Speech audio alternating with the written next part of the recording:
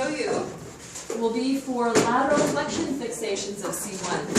C1 with respect to C2, and C1 with respect to the occiput. The only difference, again, between those two adjustments is the line of drive. So on the first person, I will show the line of drive for C1 to C2, and with the second one, I'll show the line of drive of C1 to occiput. But the adjustment will be the same. Now this adjustment looks very similar in nature to the lateral brake that I showed you guys last week, with a couple of differences, but the idea is the same. The idea is that C1 is not laterally flexing properly, and we're going to laterally flex it by pushing. So eventually we're going to laterally flex the head while pushing on the TVP of C1 to get it going. So here are the differences. I'm going to need someone to assist me with this. Thank you. The differences of this adjustment is because, the differences are that because there is no articular pillar, and remember that in last week with the lateral brake we were applying a contact with this part of our finger onto the articular pillars. Because there's no articular pillar, this time our contact is going to be on the TVP of C1. And this part of our finger is no longer what we use. We are now going to be using the knuckle contact onto the TVP of C1, and then everything will be the same. Okay, now let's remind you guys of the motion palpation that would lead you to this adjustment, C1 with respect to C2. So I'm going to want you to straddle the bench and face this wall here. Okay, so to remind you of the motion palpation that would lead you to this adjustment, finger goes onto the TVP of C1, thumb goes onto the spinous process of C2. We're going to laterally flex away. Now, as we laterally flex away, C1 should be tipping upward, and C2 remains stable. Because it's tipping upward, there should be a widening sensation underneath my index finger as C1 tips and C2 remains stable. And then on this side. So, this side is the side that I'm adjusting because this side doesn't widen. Okay? All right.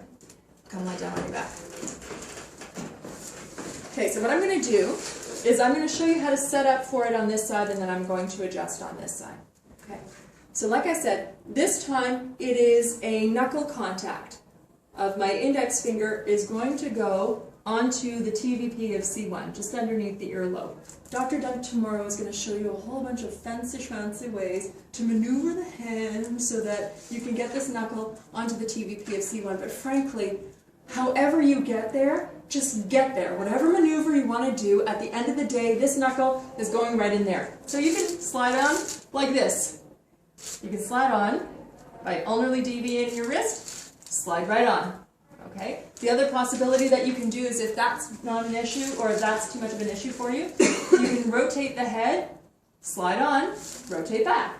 Dr. Dunk does this weird thing where he moves his hand kind of like this, and then he gets on there like this, and then he rotates the head like this. And frankly, it doesn't matter. Just get in there.